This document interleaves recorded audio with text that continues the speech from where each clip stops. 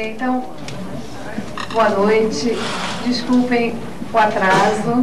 Foi muita gente, tivemos que acomodar muitas pessoas. Boa noite ao pessoal aí do telão que está nos escutando.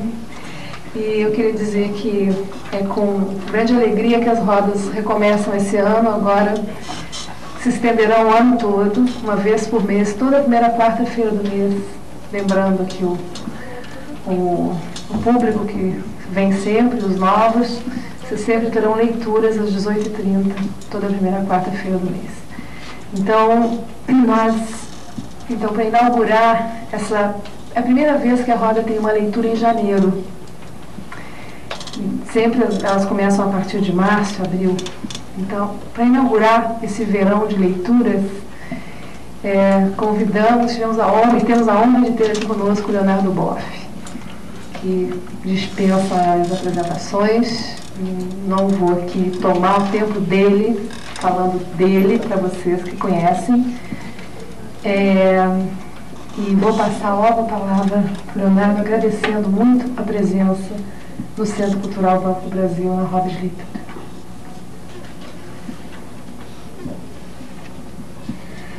Boa noite a todos. Eu quero agradecer a Suzana por esse convite de participar dessa roda de leitura.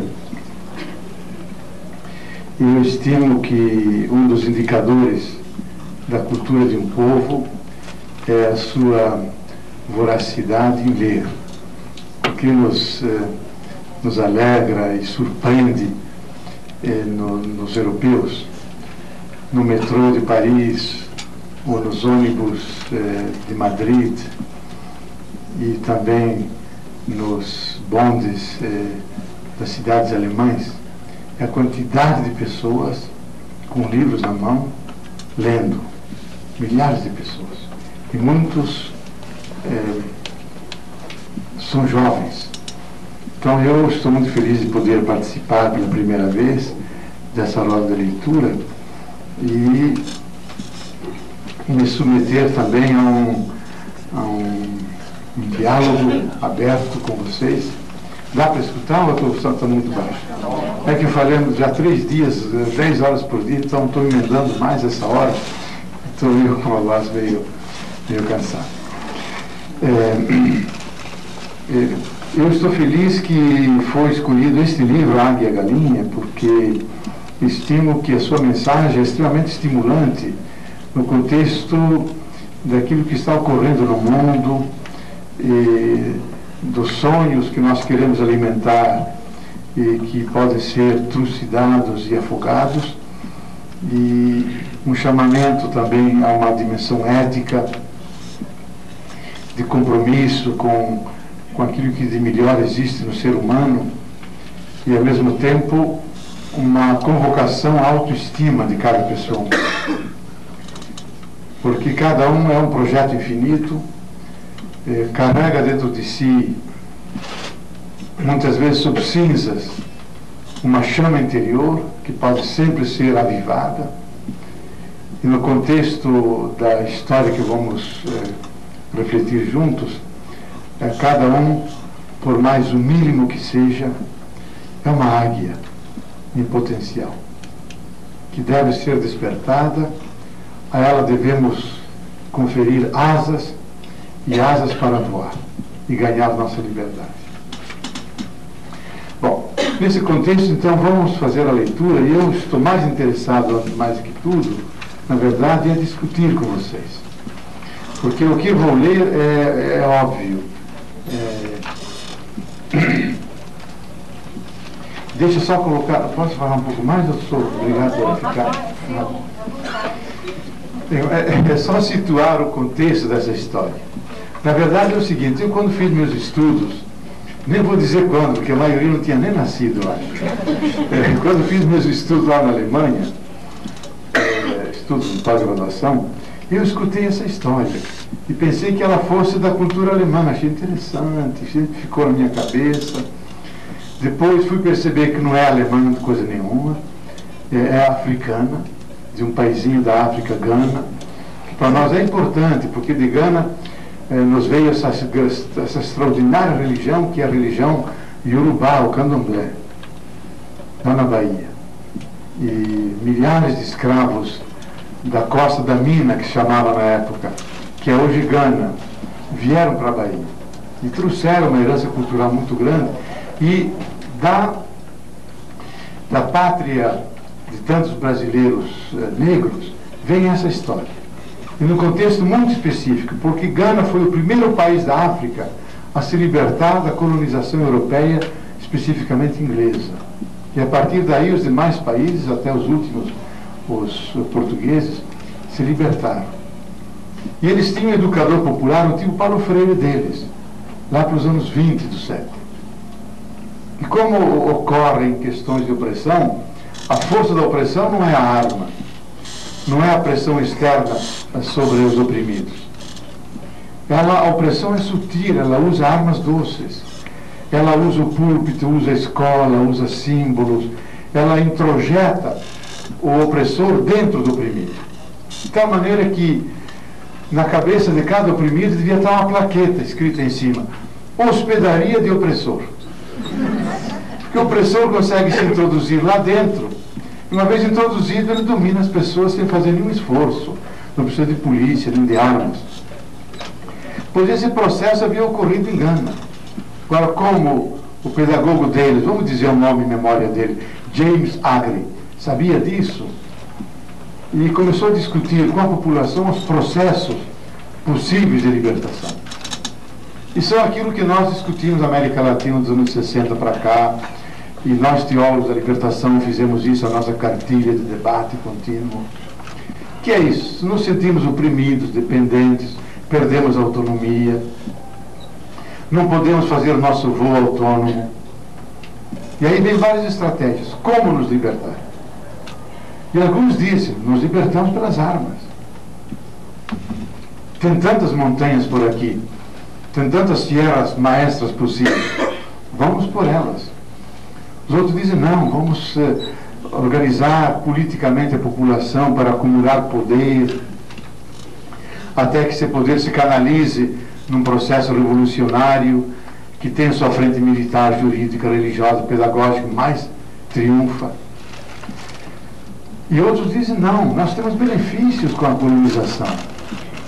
Porque, primeiro, já falamos inglês, que é o dialeto universal. Através da Inglaterra, acedemos à cultura mundial. Entramos no mercado mundial.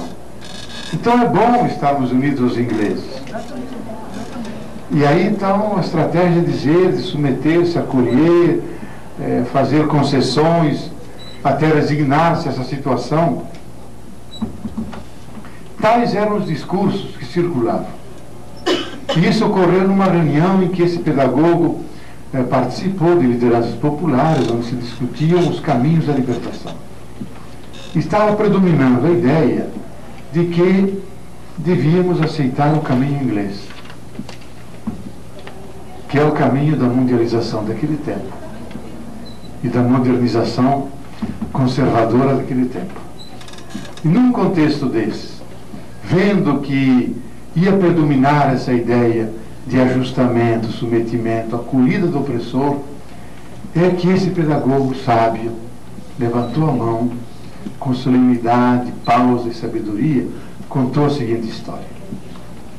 Era uma vez um camponês que foi à floresta vizinha apanhar um pássaro para mantê-lo cativo. Conseguiu pegar um filhote de águia, colocou-o no galinheiro junto com as galinhas. Comia milho e ração própria para as galinhas. Embora a águia fosse o rei, rainha de todos os pássaros, depois de 5 anos, esse homem recebeu em sua casa a visita de um naturalista, de um ornitólogo. Enquanto passeavam pelo jardim, disse o naturalista: esse pássaro aí não é galinha, é uma águia. De fato, disse o camponês, é águia. Mas eu a criei como galinha. Ela não é mais uma águia. Transformou-se em galinha como as outras, apesar das asas de quase 3 metros de extensão. Não, retrucou o naturalista. Ela é e será sempre uma águia, pois tem um coração de águia. E esse coração a fará um dia voar às alturas. Não, não, insistiu o camponês.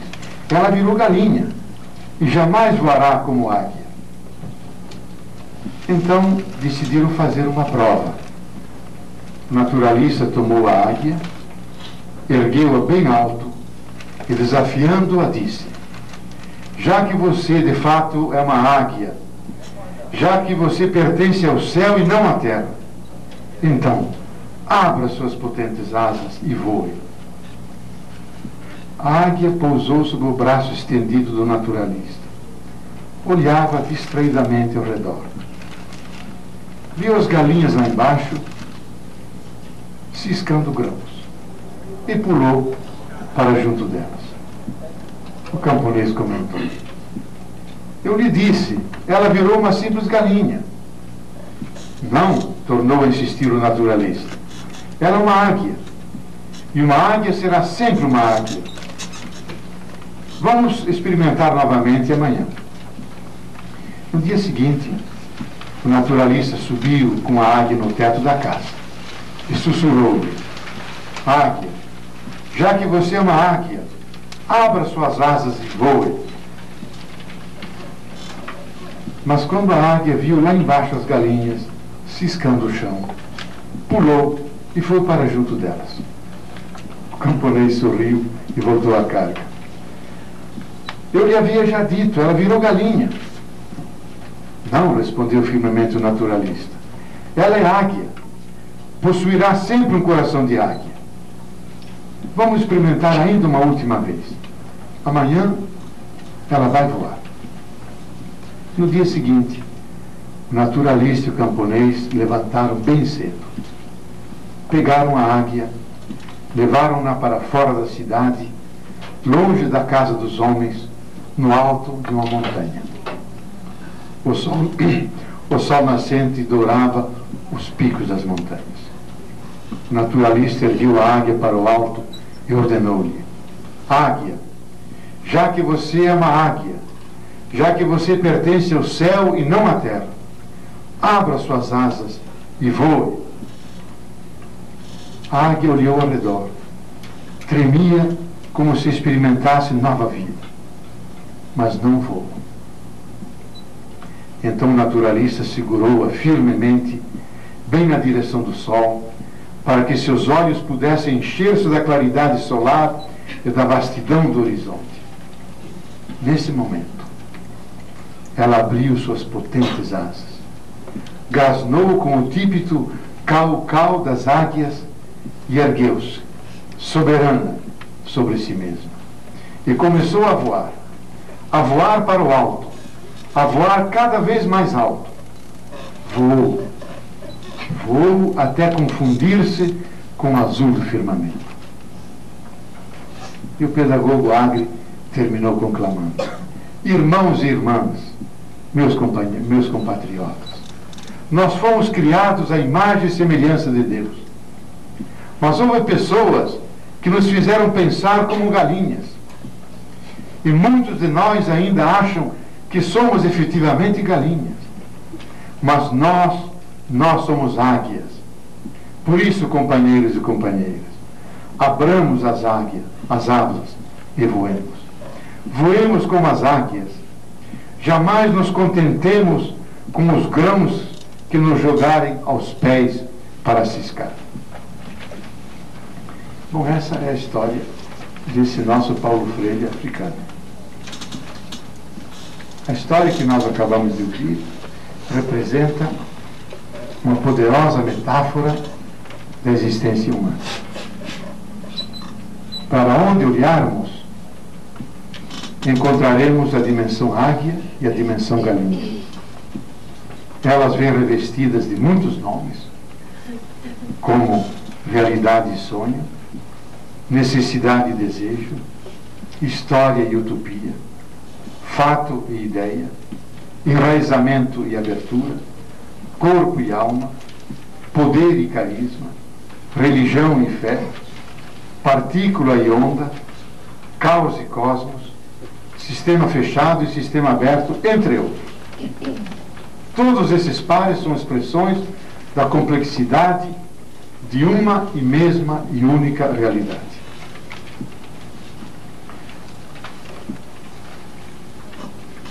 A águia e a galinha globalizam a existência humana. A águia transcende o conceito de ave de rapina. Retrata um arquétipo.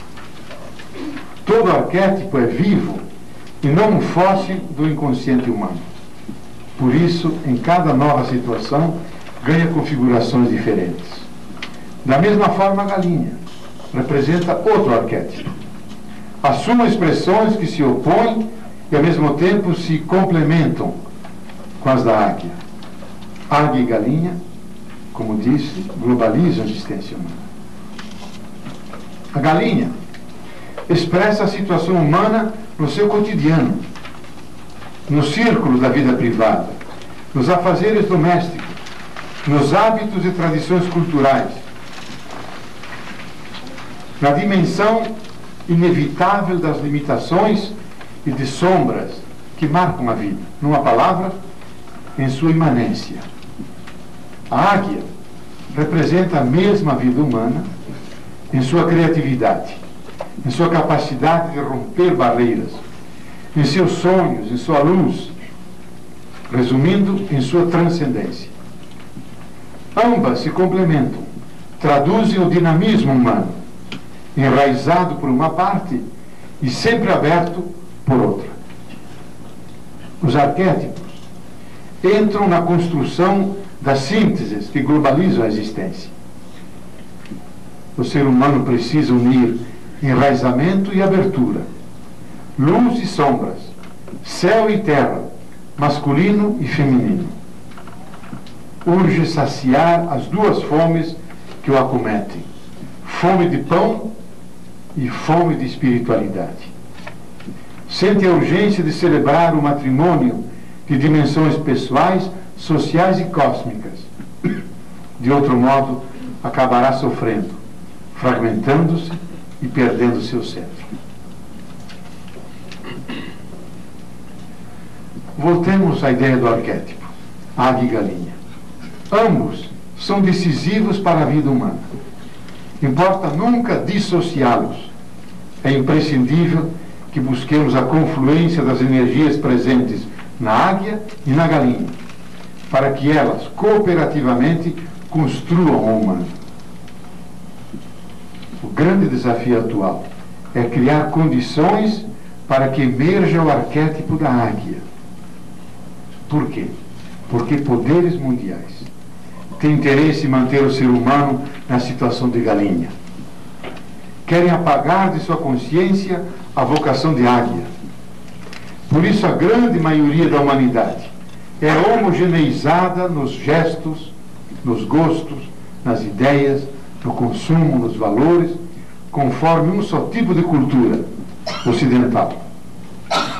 Um só tipo de música, o rock. Um só tipo de comida, o fast food. Um só tipo de língua, o inglês. Um só tipo de modo de produção, o mercado capitalista. Um só tipo de desenvolvimento, o desenvolvimento material. Recusamos-nos a ser somente galinhas. Queremos ser também águias, que ganham altura e que projetam visões para além do galinheiro. Acolhemos prazerosamente nossas raízes, isto é, a dimensão galinha, mas não à custa da copa da águia, que mediante suas folhas entra em contato com o sol, a chuva, o ar e o inteiro universo. Queremos resgatar nosso ser de águias. As águias não desprezam a terra, pois nela encontram o seu alimento.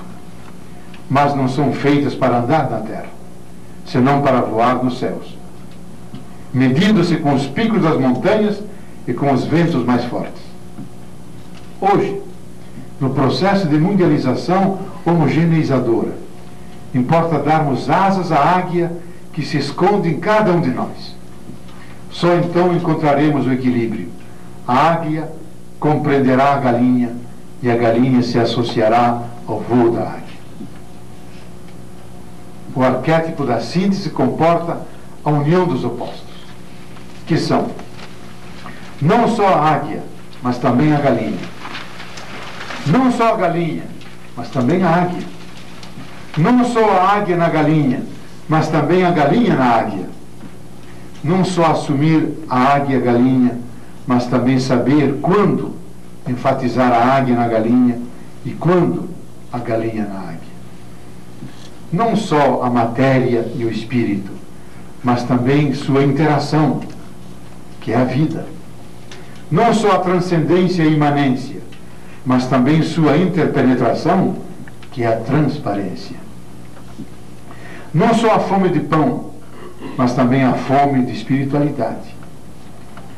Não só o eu e os arquétipos, mas também o centro e o solo interior.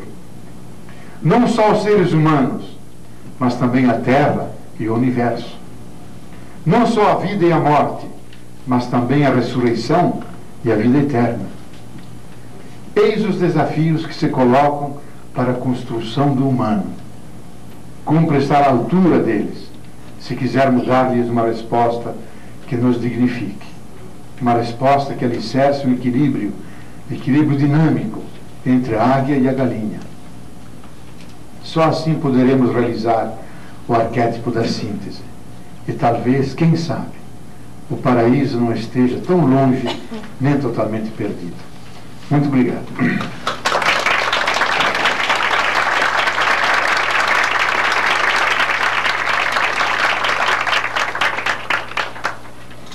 Olha, gente, eu acho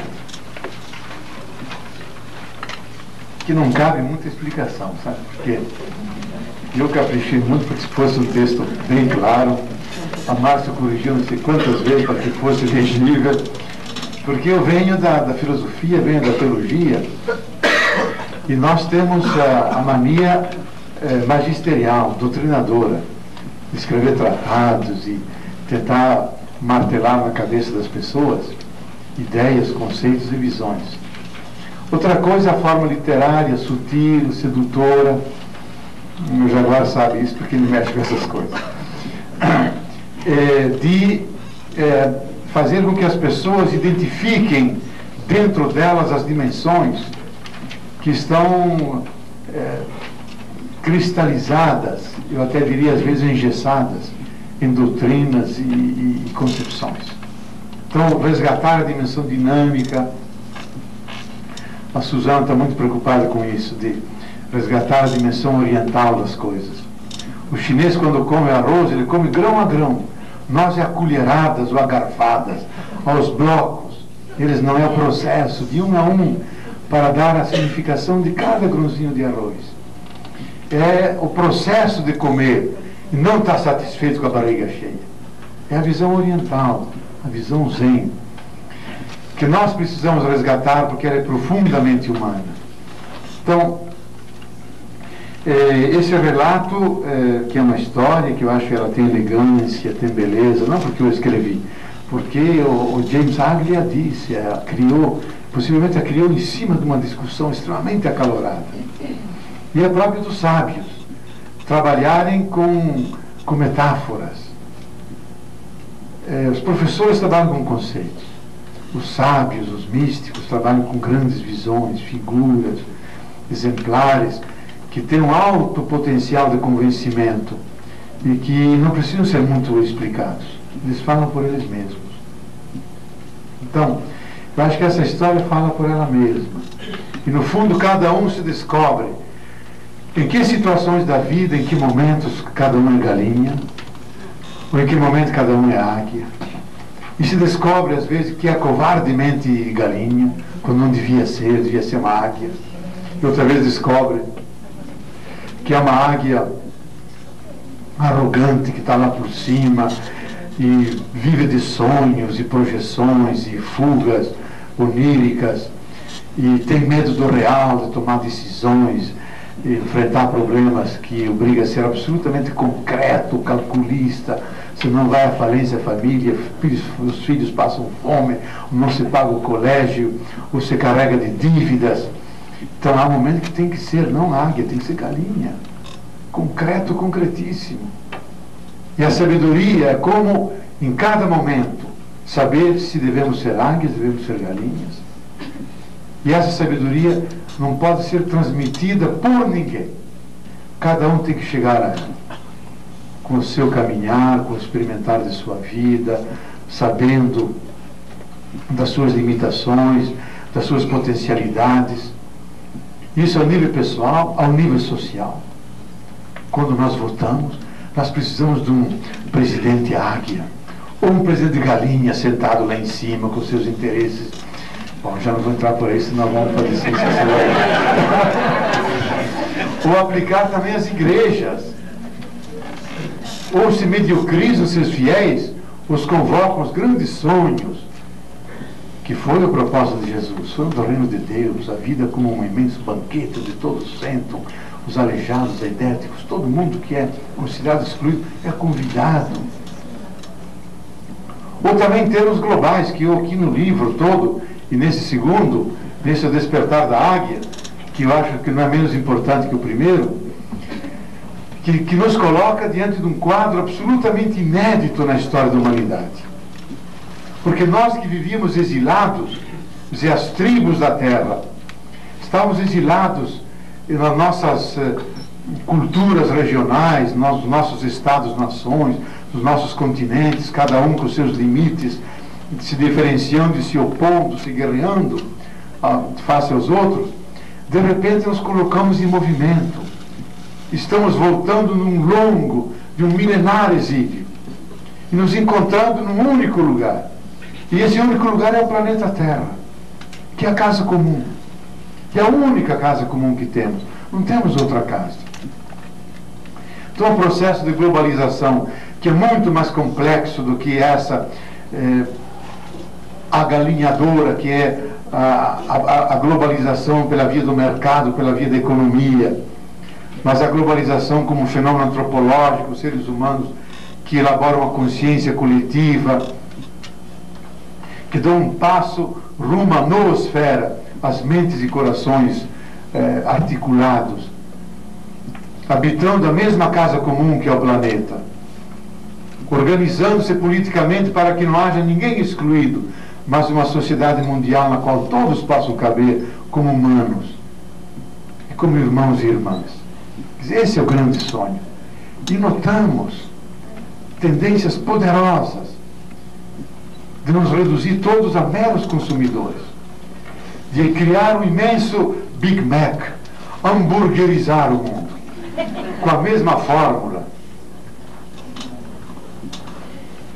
com o mesmo dialeto, com os mesmos valores, destruindo a riqueza das diversidades da experiência humana.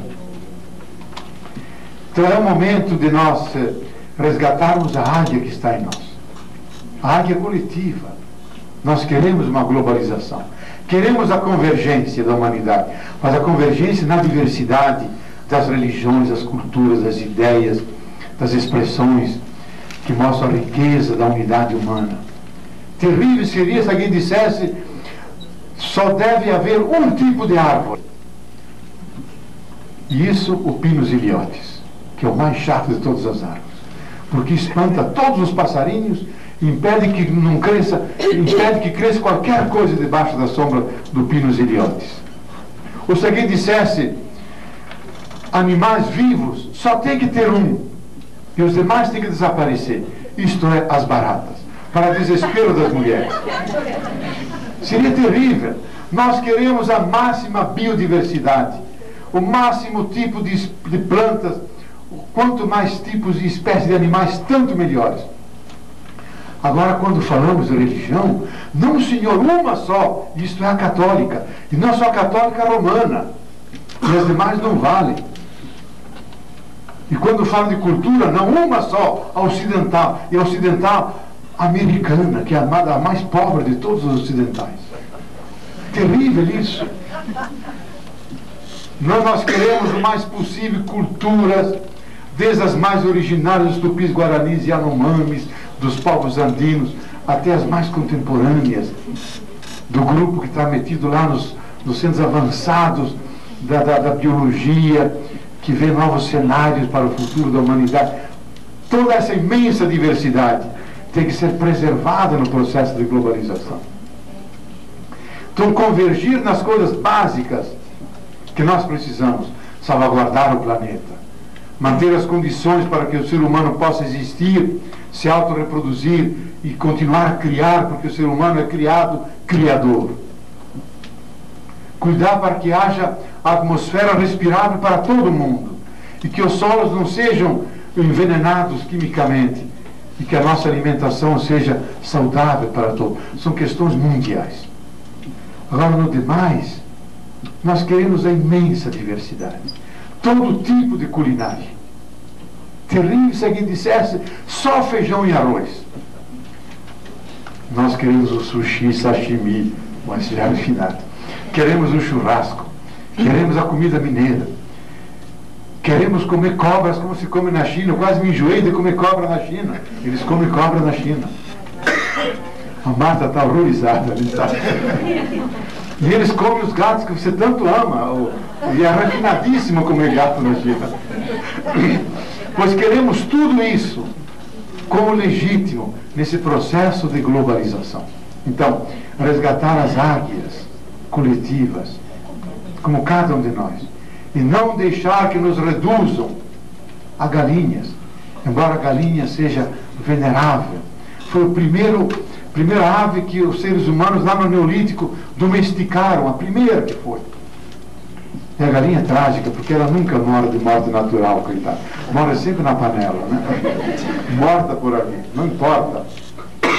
Mas nós queremos fazer aqui o elogio da dimensão galinha, que é a dimensão da concreção, a dimensão de aceitar nosso limite, de trabalhar esse limite, de assumir a nossa mortalidade, sem amargura, mas com jovialidade, e fazer que águia e galinha se combinem, para ter uma experiência mais global do ser humano, enraizado, com uma raiz profunda, mas ao mesmo tempo com uma copa aberta, que dialoga com o universo, com todas as expressões do intercâmbio humano.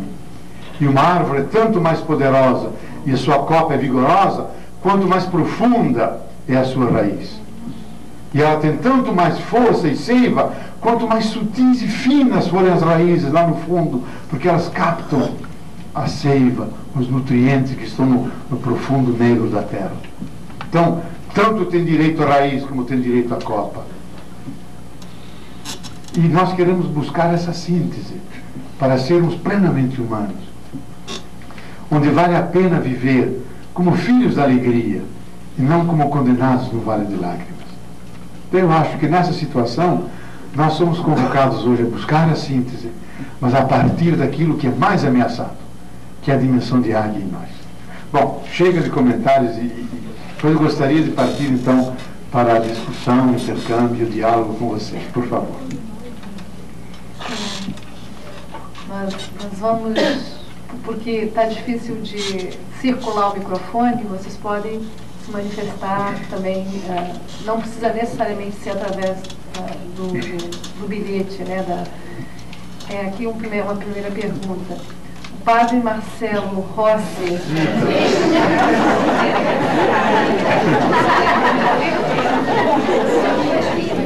Vocês não deixam completar, que coisa.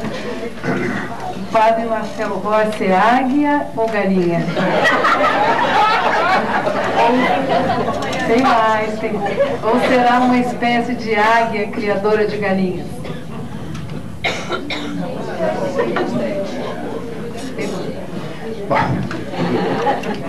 Eu vivo perseguido nos últimos meses pelos jornalistas, enquanto é lá, para opinar sobre o Padre Rossi. Já me especializei em Padre Rossi.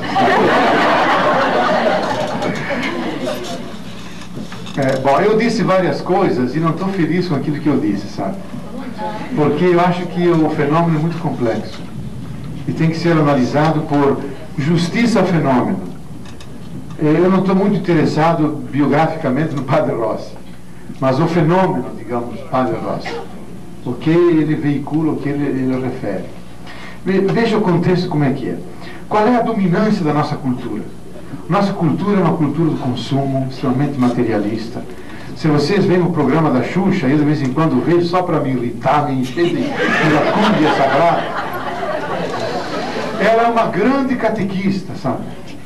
É uma sumo sacerdotisa que educa as criancinhas para o sistema, para consumir, para a concorrência, para aquilo que vale para o sistema. E é a função da Xuxa, é por isso que ela está onde está. Se ela mudar o seu discurso, ela voa de lá, ela vira uma outra águia. Digo, essa é a dominância de uma cultura material. Agora, o Padre Rossi, ele prega uma cultura espiritual, prega um outro lado. Que o ser humano não só vive da concorrência, vive da vaidade, da acumulação de riquezas, de bens, e educa as pessoas para se adaptarem profissionalmente, sonharem com esse mundo encantado que produz a riqueza. Ele prega o lado da gratuidade, do amor de Deus. Lógico, ele faz a ginástica,zinha que eu acho muito fajuta, aliás. A aeróbica dele é muito fraca. Embora eu fui professor a vida inteira, mas um gesto muito... não tem elegância que um bom ginasta faz, sabe? Mas não importa. Então, eu acho que devemos resgatar esse dado, que no contexto da cultura extremamente materialista, ele tem uma mensagem espiritualista. E aqui eu estou pensando a palavra espiritualista. Veja que eu podia ter dito uma mensagem espiritual, mas eu não disse espiritual, disse espiritualista, que é a minha semente crítica que eu coloco. Então, em primeiro lugar, eu prefiro ver o Padre Rossi do que a Xuxa. Prefiro escutar o Padre Zeca do que a Angélica, porque são mais educadores, porque falam com uma dimensão mais verdadeira do ser humano, mais espiritual, mais profunda. Agora, não basta dizer que a mensagem é espiritual, porque o espiritual nunca vive sozinho, ele sempre está articulado com todas as coisas. Como o ser humano nunca é só corpo, ele é também psique, ele é também espírito. É um espírito encarnado, não é um espírito desencarnado. Então é como falamos a espiritualidade. Uma grande filósofa moderna, eu tenho uma suma estima dela, uma judia, Simone Weil, que durante a guerra foi perseguida pelos nazistas, se converteu ao cristianismo, mas não se deixou batizar por amor a seus irmãos judeus. Então foi judia até o fim e cristã na sua opção. E ela disse uma frase muito importante, diz: quando encontramos uma pessoa espiritual, para saber se ela é espiritual ou não, não olhemos como ela fala de Deus, olhemos como ela fala do mundo. Se ela fala do mundo como quem vem imbuído do divino, ela é espiritual. Agora, se fala do mundo mundanamente, embora seja uma pessoa religiosa e espiritual, ela é um pau oco, ela não é uma boa pessoa espiritual. Então, a maneira como nós falamos do mundo, então mostra se temos espiritualidade ou não. Então aqui eu vejo que o Padre Rossi tem um elemento importante, eu acho que resgata essa dimensão espiritual. Dentro da igreja tem uma dimensão importante, porque ele quebra a ditadura que os padres têm sobre a palavra. Então ele incentiva um movimento carismático que inventa ritos, inventa palavras, impõe a mão, coisa que antes só os padres faziam. Agora os leigos podem fazer. E ele incentiva, e é importante que se faça isso. Agora, a mensagem dele, no meu modo de ver, não é suficientemente espiritual. E por isso eu acho que ele é espiritualista. Tem uma dimensão de alienação. E por isso ela é facilmente cooptada pelo mercado. E acaba se transformando numa religião do mercado. Então, a seu jeito, a seu modo, corre o risco de ser a Xuxa da Igreja Católica. Eu disse isso uma vez, mas agora eu estou anunciando. Corre o risco, não é que ele é. Corre o risco, a tentação. Pode cair na tentação, como pode não cair na tentação. E por que isso? Porque, veja, porque eu acho que nós cristãos temos que zelar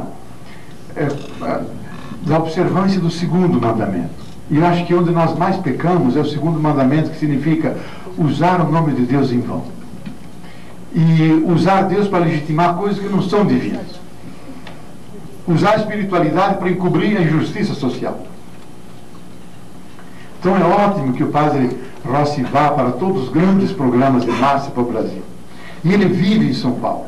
E vive perto de uma grande periferia em São Paulo, que é o bairro de Santo Amaro. Em São Paulo há 1.200.000 famílias desempregadas. E nós sabemos o que significa isso. Em desestruturação da família, desespero, fome, desescolarização, mortalidade infantil porque não tem leite para as crianças. E ele não diz uma palavra sobre isso. Se ele dissesse, gente, nós estamos aqui, vamos fazer uma oração, vamos fazer uma aeróbica, para que Deus ilumine nosso ministro como é que é o nome dele? Pedro Malan, para que encontre políticas de governo que produzam emprego, que valorize o trabalho, que supere a onda de modernização que liquida com os empregos. Aí seria pleno, aí seria ótimo. Porque então ele conheceria aquilo que todo profeta conhece, que um profeta não pode ter amor ao seu pescoço, porque logo corta o pescoço dele. Então, para terminar, porque eu não quero me alongar isso, só para ter, digamos, uma coisa mais, uma chave de leitura que nos ajuda a entender, sem, digamos, nem chorar nem rir, procurar entender. Veja, quando perguntaram a Jesus, ensina-nos a rezar, e Jesus ensinou o Pai Nosso. Isso na linguagem hebraica significa, traduzindo para o nosso código de hoje, Jesus dá um resuminho de sua mensagem. E o resuminho sempre vinha em forma de oração. Cada rabino, cada fundador de escola, São João Batista, tinha a sua pequena oração, que era o resumo da mensagem. Então, qual é o resumo da mensagem de Jesus? Contida no Pai Nosso. O resumo da mensagem é uma resposta poderosa. Porque fala do Pai. Não o meu Pai, Pai Nosso. Nosso é próximo, está no céu, distante, transcendente. Então não vamos brincar com Deus, que é uma coisa séria. É próximo, mas não é um paternalista que tapa os buracos. Ajuda, mas ele também é transcendente, devemos buscá-lo continuamente. Dar glória, louvá-lo, etc. Primeira parte. Segunda parte, pão nosso, não o pão meu, pão nosso, que devemos juntos construí-lo para juntos construí-lo. Há divisões da sociedade, rupturas, ódios, perdoar as nossas ofensas e pagar nossas dívidas, nossas rupturas. E quando unimos Pai e pão, e dizendo nosso pão, nosso Pai, só então podemos dizer amém. Daí não basta, como o Padre Rossi, ter paixão pelo Pai, e só Pai, e o êxtase do Pai, e a orgia do Pai. Tem que unir o Pai com o pão, porque aí temos a experiência cristã completa. Então eu aconselharia, digo, Padre Rossi, estuda um pouco mais de teologia. Recita o Pai Nosso com o povo. E acentua quando chegar ao Pai, como os cristãos, e o Papa disse em Teresina, Pai Nosso, o povo tem fome. E aí o governo tremeu todo, sabe? É o Papa que disse isso. Antes de citar o Pai Nosso, porque ele via lá aqueles famintos lá nos nordestinos, Pai Nosso, o povo não tem o pão nosso. Se unir isso, aí ele será um profeta perfeito. Com grande habilidade que ele tem, pedagógica, de movimentar multidões, é a sua habilidade. Então, como balanço final, eu acho que ele faz um trabalho mais positivo que alienante. Mas ele, eu acho que é insuficiente. Ele pode crescer, melhorar, completar de uma forma mais rotunda a sua mensagem. Bom, muito obrigado. Estou livre do Padre Rossi agora. Por favor, não volte, Como tratar da diversidade, por exemplo, religiosa, quando os fundamentos de uma religião infringem outras? Por exemplo, os muçulmanos ou protestantes que queimavam outros religiosos. Olha, eu acho que a única superação da guerra das religiões é voltar à base, a partir de onde todas as religiões nascem, que é a espiritualidade, que é o encontro com o sagrado, o encontro com o divino. Eu tenho a tese, que é de muitos analistas, de que as religiões fazem guerra.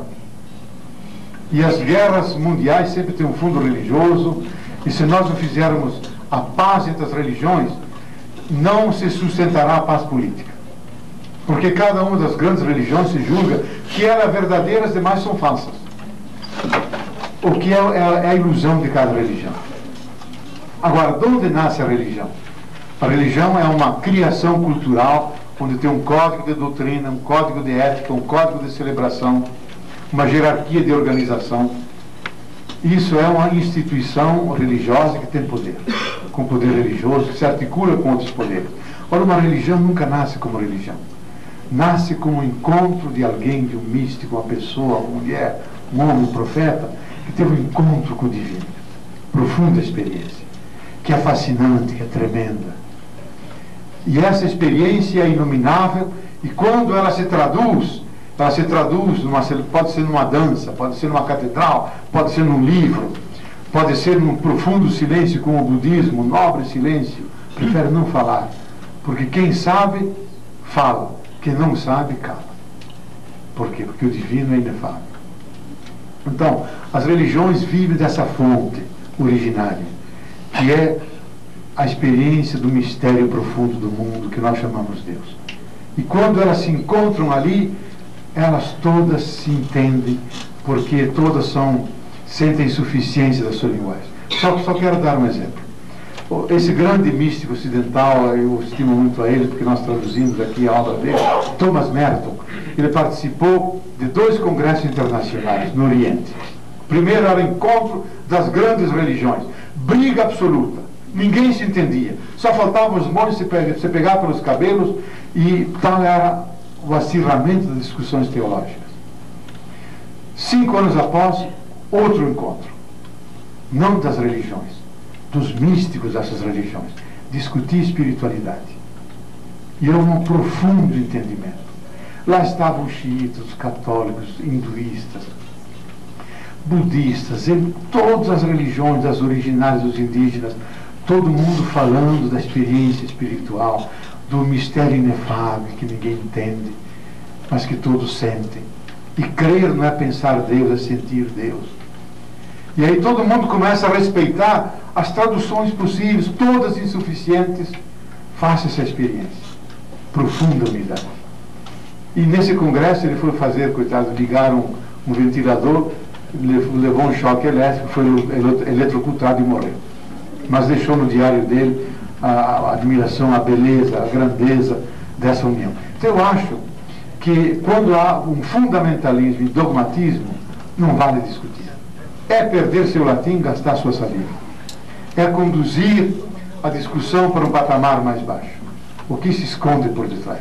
Qual é a experiência do divino? E os muçulmanos têm uma grande experiência.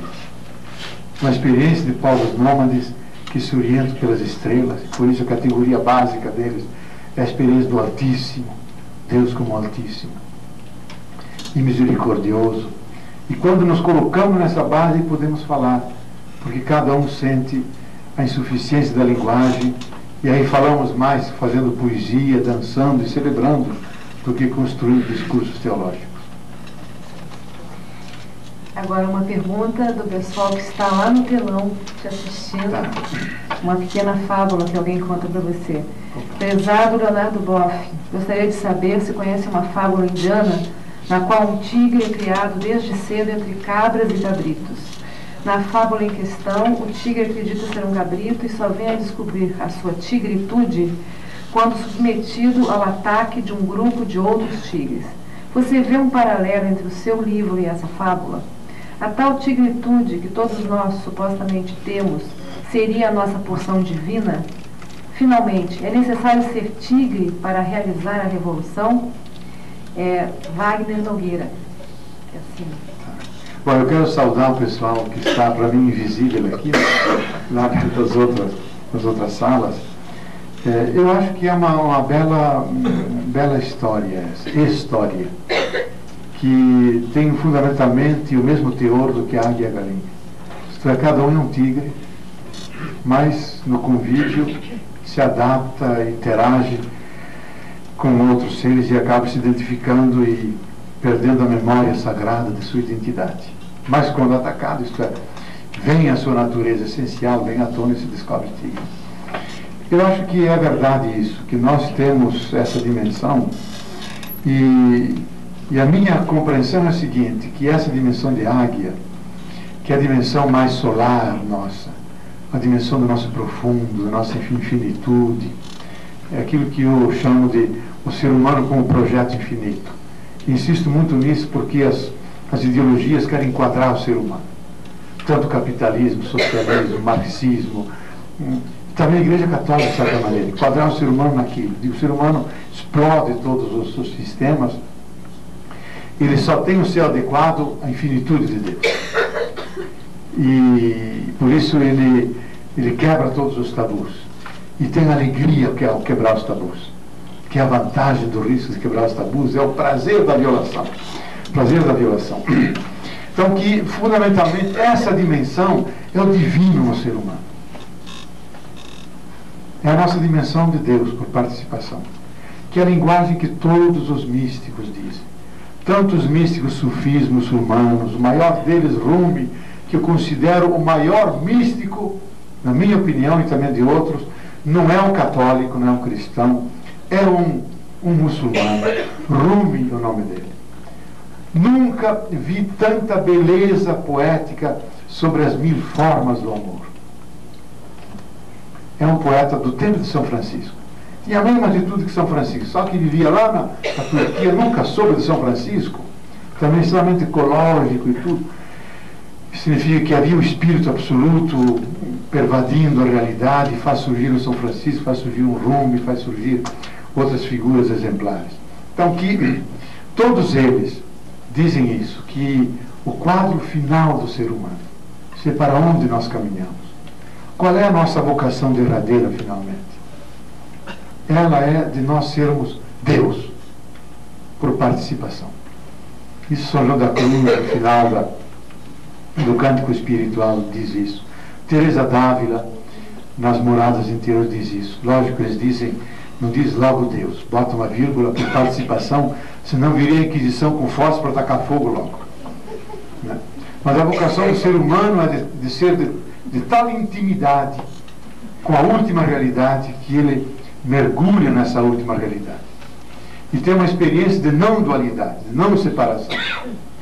Que tem como protótipo para nós cristãos o mistério da encarnação. Onde esse homem concreto, Jesus de Nazaré, homem fraco, sem poder nesse mundo, ele é total e absolutamente a divindade presente e encarnada. E simultaneamente que homem, é simultaneamente Deus. Aquilo que é em Jesus, irmão nosso maior, vai ocorrer com cada um de nós. Porque cada um de nós é chamado a ser Cristo à sua maneira. Isto é, unido à divindade de tal maneira que é uma realidade só com a divindade. A missa cristã sempre disse isso, e a dogmática cristã também. Só que os pregadores são preguiçosos. Não dizem a coisa melhor para os fiéis. Moraliza, terroriza as consciências com normas e prega mais platonismo que cristianismo.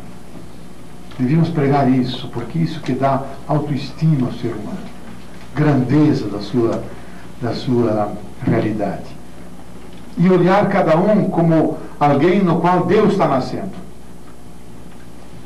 Porque essa é a compreensão verdadeira do ser humano, continuamente como um ato divino que está sendo projetado e é a manifestação de Deus atuando na história e no tempo. Mas achei belíssima essa história. Muito obrigado, Wagner.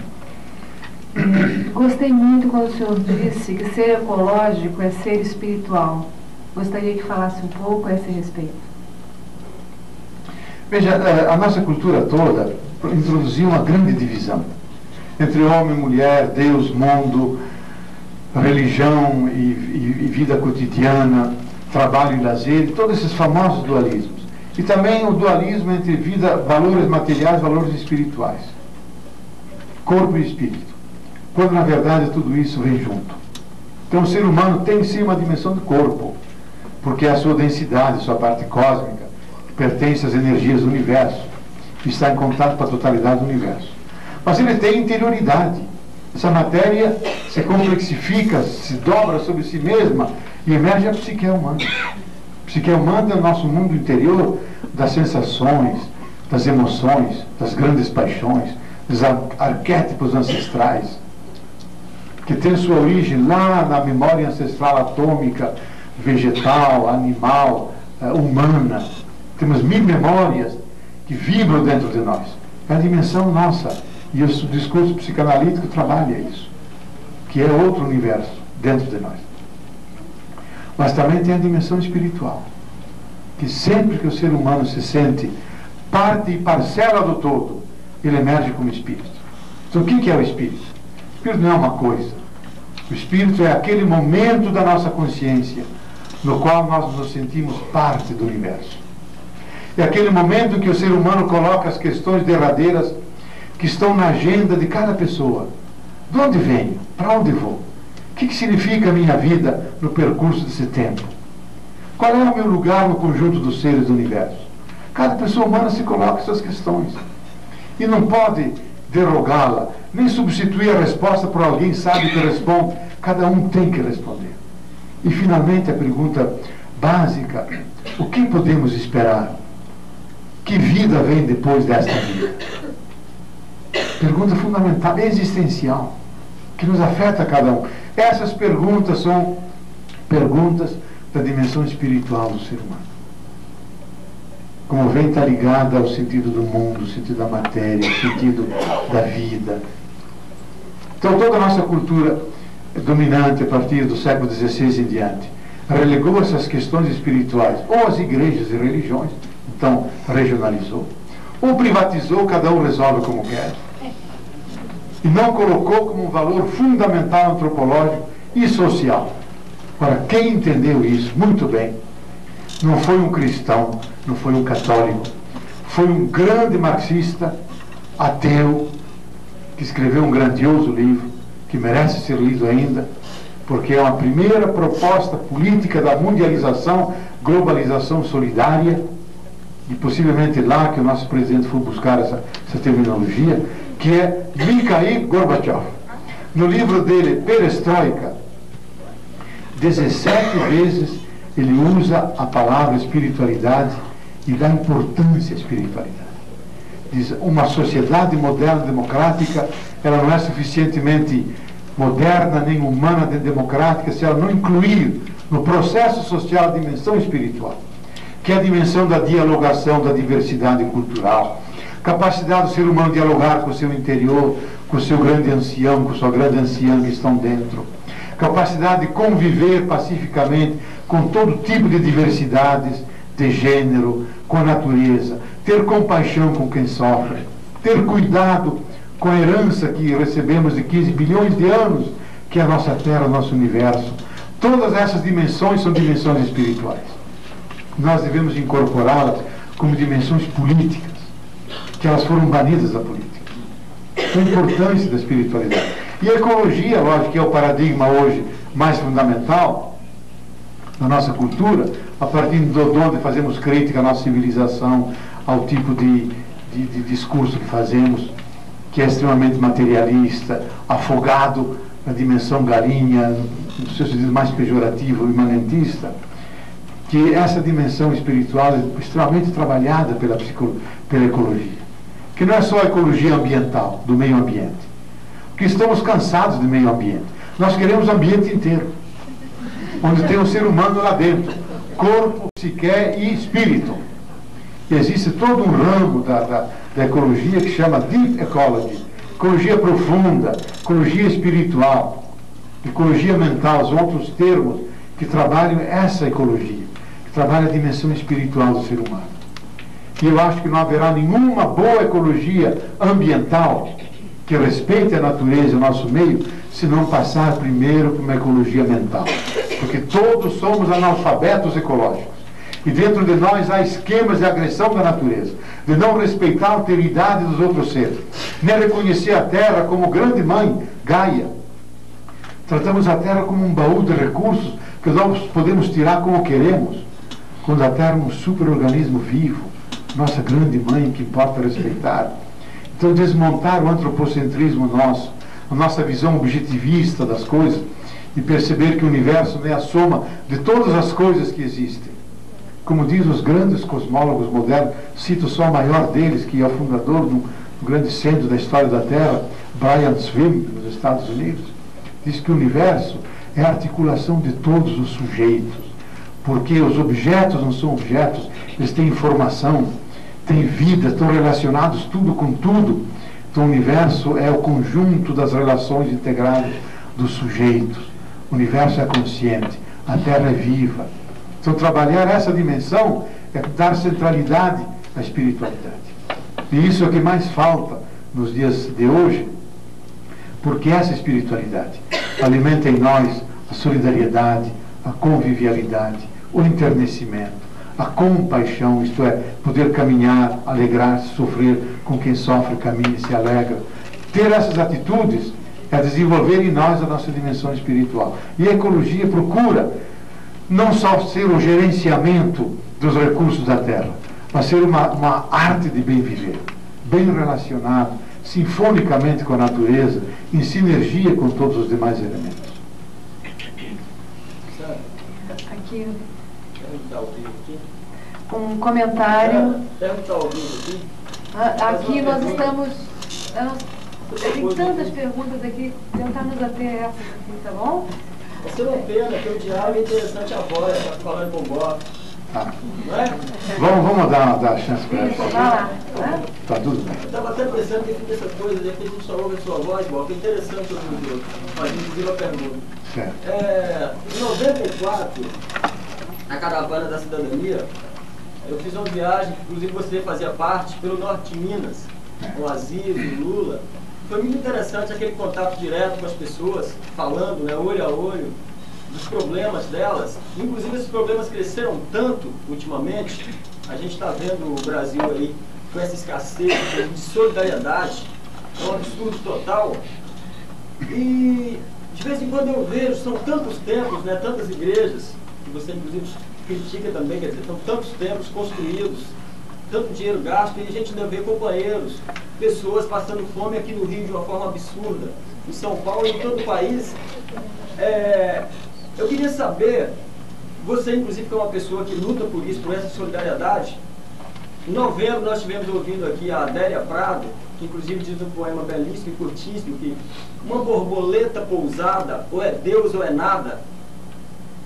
Como que é para você agora, inclusive com essa luta grande no mundo inteiro, sentir que no seu país tantas pessoas ainda passam fome, que a gente tem que fazer uma campanha chamada Natal Sem Fome para ajudar algumas poucas pessoas? Exato. Talvez essa pergunta seja só para estar falando também, que a gente fique esse silêncio todo só ouvindo. É interessante que as pessoas façam perguntas ao vivo.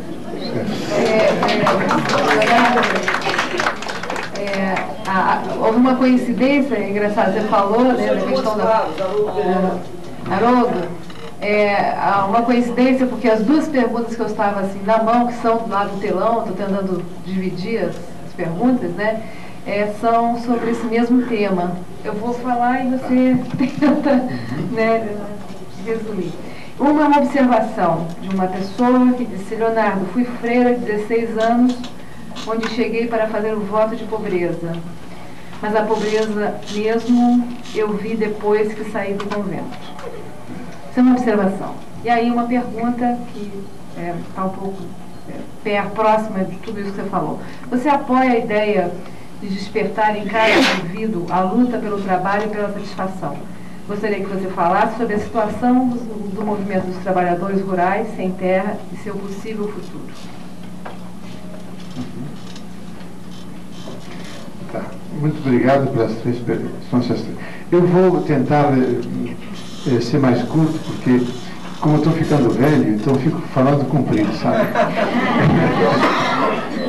E quando a gente fica velho, a gente esquece muito e começa a inventar coisas, sabe? Preciso me moderar.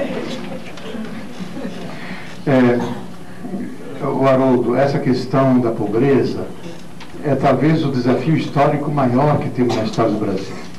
Porque nós somos herdeiros de uma herança de exclusão fantástica que vem desde o século XVI. Dos muitos pobres excluídos que vêm da grande tribulação e de elites que vivem à custa dessa pobreza. Não só ao lado da pobreza, mas à custa, produzindo mais pobreza. Então, eu acho que o crescimento que houve na consciência política desse país é de entender que a pobreza é um problema político e não um problema de assistência, nem de paternalismo. Quer dizer, você não satisfaz a pobreza fazendo campanhas, Natal Sem Fome, ou mobilizando as comunidades de base, ou que as igrejas todas se articulem. Nós temos que fazer a nossa revolução, para dizer a verdade. E se nós não a fizermos, continuará sempre a pobreza, com um efeito social perverso de um processo de acumulação altamente elitista, que marginaliza, exclui quem está fora desse processo de acumulação. Então, que a pobreza, e Marx entendeu muito bem a perene lição que devemos guardar de Marx, que o pobre não é um pobre, pobre é um oprimido. Pobreza é um discurso religioso, pobre, pobreza. Agora, oprimido e opressão é um discurso político. Porque ele é produzido como pobre. Ele não é pobre, ele é empobrecido. Foi feito pobre. Ele não tem casa, comida, camisa, não porque ele não tem. Porque vive a relação de trabalho tão ruim que ele não ganha o suficiente para poder comprar comida, morar com dignidade, comprar sua camisa.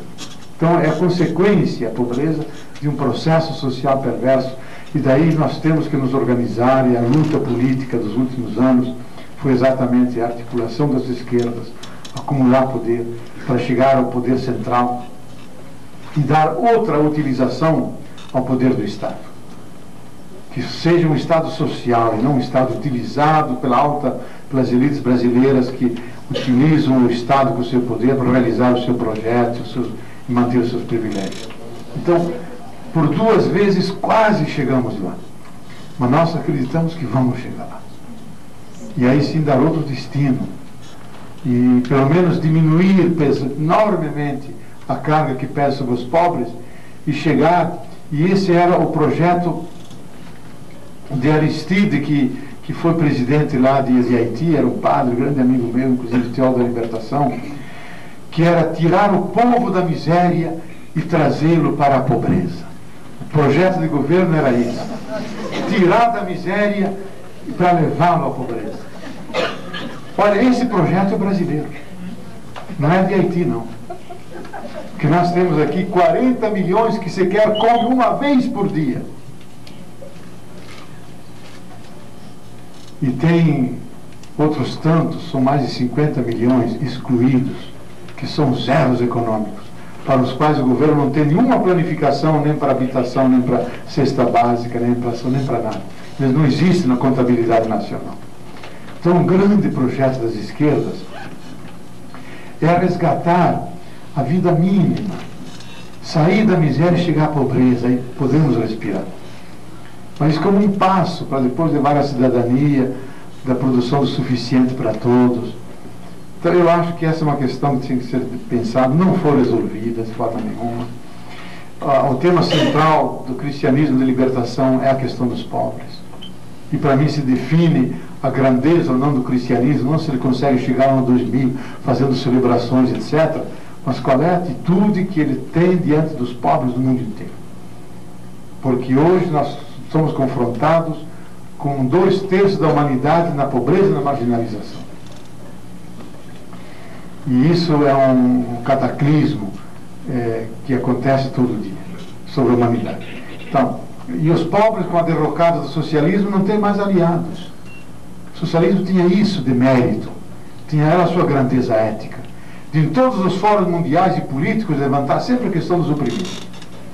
Embora devemos fazer a crítica da forma como eles trataram isso, mas uma coisa o socialismo fez, mesmo o mais primitivo lá da Síria, que 80% é deserto, ou em Cuba, que é uma ilha pobre, o socialismo em qualquer parte do mundo, mesmo na China, fez a revolução da fome, não fez a revolução da liberdade, mas ninguém mora de fome, porque a vida é dignificada.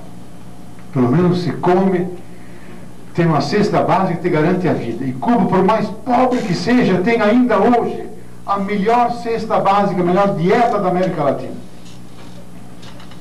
Porque todo mundo pode comer. Come modestamente, mas come 3, 4 vezes por dia. Então, essa revolução da fome é fundamental, que nós não fizemos ainda. E deve ser feita por um processo de organização política, social, de consciência, de prática, etc. Então eu acho que isso é fundamental.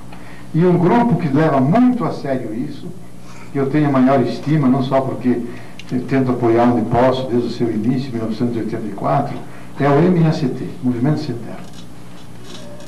Porque o Movimento Sem Terra entendeu de uma forma extremamente inteligente que o problema do Brasil não é só a reforma agrária, é termos um outro tipo de sociedade. Eles querem discutir o projeto Brasil, junto com o projeto Reforma Agrária. Porque não dá para fazer a reforma agrária só para eles e o resto que se dane. Não, a reforma agrária vem no bojo de uma nova alternativa social, um novo pacto social, um novo tipo de metas daquilo que nós queremos, Projeto Brasil. Quando que se fala de Projeto Brasil? Esse governo colocou no limbo isso. Só falam as esquerdas, eles falam Projeto Mundo, globalização, modernização, mercado mundial. Esse é o projeto deles. Nós queremos fazer um projeto de Brasil articulado com o Projeto Mundo, onde essas carências históricas sejam satisfeitas. Então o MST tenta não só discutir a economia, discutir o Projeto Brasil, reforma agrária, educação. Eu e a Márcia viemos há pouco de uma reunião de articulação do MST, onde eles expuseram cada passo, e fiquei pasmo. Embora a gente caminhe com eles, não sabia que era uma coisa tão articulada e tão inteligente. De discutir cultura, discutir a questão de gênero, discutir a questão de ecologia. Eu vou dar agora um cursinho para eles sobre ecologia, para a gente que está ocupando. Que quando ocupem, não logo derrubem, não logo afetem as nascentes, não logo coloquem as casas onde podem ter desabamentos. Quer dizer, tem uma preocupação com o meio. Então eles estão discutindo isso. Então, não só discutindo, lá onde eles ocupam e fazem, tentam viver outro tipo de democracia e participação, outro tipo de produção. Então, uma rede enorme de cooperativas, muitas das quais se exportam para fora. E todos eles dão 10, 12% de todo o lucro de todas essas cooperativas e trabalhos para um fundo para fazer a reforma agrária e manter a luta do sem terra. Então, extremamente solidário. Então, e não só isso, tem várias escolas onde eles se formam seus quadros. Eu participei de uma dessas escolas, fico admirado. Gente que vem do Brasil inteiro, que aprende como fazer um discurso, como dar uma entrevista à imprensa, como falar diante da televisão, do rádio, como tratar um jornalista, como funciona a sociedade, como fazer contabilidade, como funcionam os juros, tudo aquilo que alguém precisa para se orientar, não ser explorado na sociedade. Eles aprendem. E ao mesmo tempo que aprendem, tem uma grande roça lá fora, onde eles têm que produzir alface, tomate, artesanato, mel, mil formas de produção, junto com o estudo. E depois voltam e assumem lideranças lá onde estão. Então, une teoria, o estudo com a prática. Lenin disse isso, uma revolução é invencível quando você consegue o casamento de teoria e prática. Quando há dissolução disso, então é fácil desbaratar.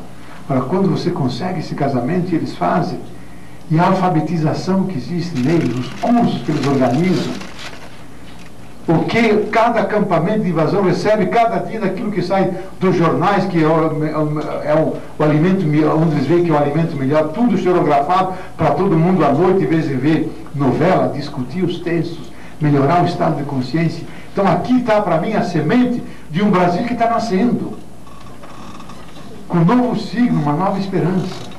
Então é extraordinário acompanhar isso do MST.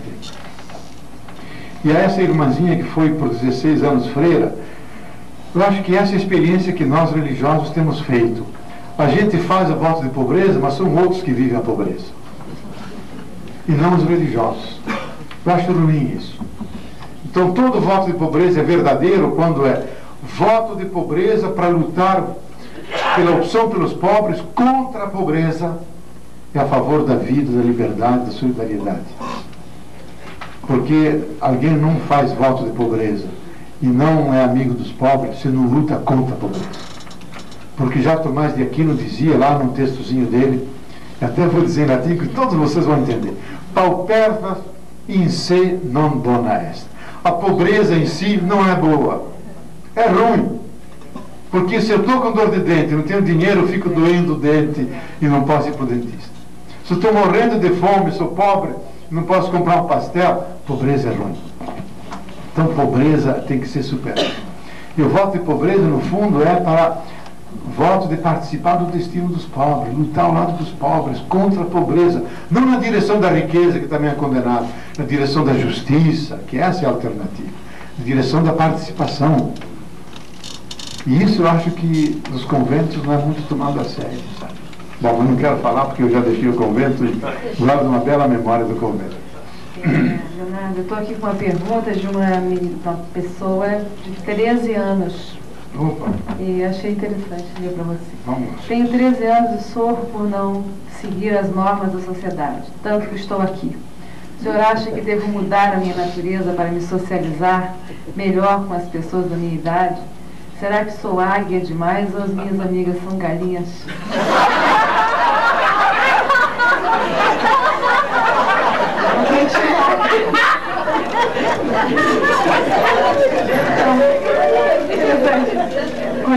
Continue interessante.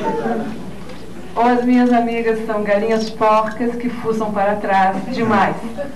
PS, não repare a minha linguagem simples, pois tenho 13 anos. Gostaria de conhecê-lo pessoalmente. Estou no telão. Vem aqui depois. Depois que vou receber um beijo dela. Tudo bem. Não, eu acho o seguinte. Eu acho que todo mundo é águia e galinha. É a tese básica do meu livro. Cada um é águia e galinha. Só que muitas vezes você cobriu de cimento e pedra a águia que está dentro de você. Você não despertou ainda. Agora há pessoas, e eu quero felicitar essa menina de 13 anos, que deu asas à águia dela e voou até aqui, sabe? Para escutar essas pataquadas todas que estou dizendo, para discutirmos. E acho que é a dimensão de águia dela. Agora, ela, quando sair daqui e chegar com as suas amigas, ela tem que ser galinha. Tem que ser concreta, explicar, traduzir e fazer um esforço para despertar a águia escondida nas colegas de 13 anos dela. Não que ela se meta como um missionário fundamentalista da Igreja Universal, que terroriza as consciências e acaba perdendo as amizades porque acaba sendo chata, né? E toda hora não sai disso, quer me fazer águia muque. Não é isso. Mas eu acho que fazer apelos, evocar as pessoas a de não serem vítimas do paradigma dominante, isto é, de não entrarem cegas na sociedade. Eu acho que hoje nós devemos ser anticultura, fundamentalmente. Porque a cultura dominante entra nos nossos polos 24 horas por dia. Há programas de televisão que é a noite inteira. Então, propalando a ideologia dominante, nos conquistando, criando a nossa subjetividade coletiva, para a gente gostar daquilo que a televisão mostra para a gente gostar. Consumir aquilo que eles propõem. De a gente ser um integrado nisso aí. Eu quero ser desintegrado, quero ser alienado, quero ser fora disso. Por quê? Porque isso aí leva à morte, leva à desumanização, mediocrização da vida. E, gente, nós vivemos uma só vez. E só passamos uma só vez por esse mundo. Então não podemos viver distraídos. Tem alguns que descobrem quando tem 50 anos. Puxa vida, me neurotizei durante 50 anos. Mais 10 para me desneurotizar. E já não tem mais tempo para viver. Então a gente tem que ter uma certa estratégia crítica. Nunca renunciar à nossa capacidade crítica de analisar, que é a nossa dimensão de águia dentro, atenta, desperta. Não deixar que sejamos meros passivos consumidores, cidadãos que acolhem resignados que está ali. Não, cidadãos participantes que discutem, querem ver as boas razões da coisa, querem dar sua colaboração. Acolhem a colaboração que vem dos outros, por isso vivem numa relação de rede e não só piramidalizado, submetido. Então eu acho que isso é a capacidade, e eu estou feliz que ela levantou essas questões. Eu acho que ela não está fora da sua geração, não. Cada vez mais jovens despertam a crítica, vêm à televisão, as suas novelas com o olho dizendo isso, porque a realidade é tão absurda que nos é apresentada pela mídia, que a gente tem que fechar os olhos e perguntar em que país eu vivo. É o Brasil real? Esse é o Brasil de sonhos. Porque que não tem nada que ver com o Brasil real, sabe? Esse das novelas, então, a gente nunca vê eles trabalhando, vive de festa em festa, um roubando a mulher do outro, num mundo de sonho. Digo, gente, qual é a realidade desse povo? Não é o mundo real. Então a gente tem que voltar às dimensões, que aliás é o que eu faço nesse meu livro aqui, o diabólico e o simbólico na construção da realidade. O diabólico é essa dimensão que divide, pequena, que nós temos que lutar. E o simbólico, a capacidade de criar síntese, avançar, ser críticos. Então isso é fundamental em cada etapa da vida. Lógico, uma menina de 13 anos, ela será crítica com a idade de 13 anos. Não queremos que ela tenha 30, porque ela perderia a sua juventude. Então, menina, viva a tua juventude. Vai à praia, vai com os teus amigos surfar, cantar suas músicas que você gosta, vai lá escutar o Chico Buarque, que começa hoje a cantar suas músicas. Viva a tua juventude. Mas não se deixa cooptar, recebendo o entretenimento já pronto para você, manipulado por aqueles que fazem negócio com a tua juventude. Escolha alternativas, invente a tua forma de ser jovem. Isso eu acho que será aqui. O resto a gente fica condenado a ser galinha, sabe? A seu ver, a atual sociedade de massa tem condições de reverter o contexto de galinheiro preponderante em sua cultura? Qual a saída do galinheiro em um momento atormentado pela selvageria da globalização? Olha, a gente aprendeu da ciência da Terra, da nova física, da ecologia, que tudo está estruturado em sistema, que as coisas não estão justapostas. Tudo tem a ver com tudo, em todos os pontos, em todas as circunstâncias, em todos os momentos. Tudo é uma teia de aranha. E como é na teia de aranha, você puxa um fio, vem todos os fios. Porque tudo está entrelaçado. Então significa que aquele passo que nós dermos, alternativo, de modificação, de não ser massa e ser sujeito, ser cidadão, povo, e não massa de manobra, a gente está levantando a qualidade de vida, de consciência da nossa sociedade. Nós estamos ajudando a fazer a viragem, não do milênio, que é uma coisa de calendário, que ano que vem a gente puxa o calendário, ano 2000, não muda nada, continua a mesma coisa. Mas nós queremos a mudança de civilização, a mudança de paradigma civilizatório, e não a mudança de calendário, ano 2000. Então a gente muda quando cada um começar a fazer a sua revolução molecular. Aquilo que a molécula faz. A molécula é a porção menor de vida. E ela só vive se ela está em interação com o seu meio, onde ela troca energia e matéria. Então, lá onde nós estamos, viver a nossa dimensão de águia. Viver a relação nova homem e mulher. Viver nosso sentido de participação, de crítica, de adesão, solidariedade. Isso é fazer a revolução molecular.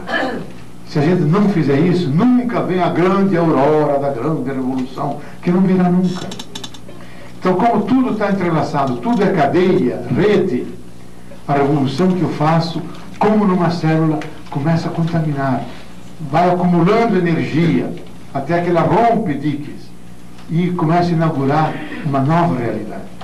Então eu tenho esperança que nós não somos condenados a ser lobos que se entrevoltam, mas sermos amigos e amigas uns dos outros. Nós não somos chamados a ser massa anônima, mas cidadãos participantes, conscientes, críticos, que vivem num pacto social. Não lamurientos que só se queixam, mas pessoas empreendedoras, que criam, trabalham, fazem alternativas. E isso eu acho que é o desafio em que cada um de nós é chamado, na medida que mais e mais conscientemente as pessoas fazem, elas deixam de ser massa e começam a ser povo. Povo que tem projetos, tem consciência, tem valores, tem solidariedade e vive dentro de um pacto de um novo tipo de sociedade que é possível ser construído e nós precisamos construir. Dá licença, deixa eu fazer uma colocação aqui. Eu estou entendendo tudo isso aí como se fosse a construção do paraíso aqui na Terra, né? E já que o senhor é um religioso, eu gostaria de colocar o seguinte: como é que o senhor fala a respeito do paraíso que está dentro da Bíblia, aí, a colocação do paraíso, que todo mundo fica esperando que o paraíso é depois que todo mundo morre e tal, né? Então eu estou vendo que a construção do paraíso tem que ser agora, né? Que a gente está vivo aqui, Porque depois ninguém sabe o que vai acontecer. Pelo menos eu, pessoalmente, eu acho que é tudo uma incerteza, né? Então eu acho que tudo isso aí é a construção do paraíso aqui, né? Então o senhor, como religioso, que é uma pessoa que eu acho que pode falar muito bem a respeito disso, como é que é esse paraíso da Bíblia? É depois da gente morrer ou ele é a promessa da gente construir ele aqui? Olha, eu acho uma pergunta bem interessante essa. Eu vou colher um lado verdadeiro da sua pergunta e um lado que eu quero completar. É um pequeno fato biográfico que ocorreu com o Frei Beto e eu uma vez, falando na Academia de Ciências de Moscou. E, lógico, o paraíso terrenal é um dos sonhos de Marx, criar o paraíso aqui na Terra. Dizendo, deixe o céu para os padres e os passarinhos e vão criar o paraíso, o céu mesmo aqui embaixo. Então nós estávamos discutindo lá com os socialistas teóricos deles sobre a viabilidade de criar o paraíso terrenal. E eu disse, olha, eu não acredito. Mas como você é da linha revolucionária, da libertação, como você não acredita? Diz, meu irmão, eu quero tudo o que vocês querem. Que todo mundo possa comer fartamente. Que tenha cultura à mão cheia. Que todo mundo possa se sentir realizado, integrado, tendo casa, comida, roupa lavada, se quiser, tudo que pertence a um paraíso terrenal. Agora eu queria tudo isso, a ressurreição da carne e a vida eterna. E vocês socialistas não me dão nem a ressurreição da carne, nem a vida eterna, então eu não estou satisfeito. Eles ficaram pasmos.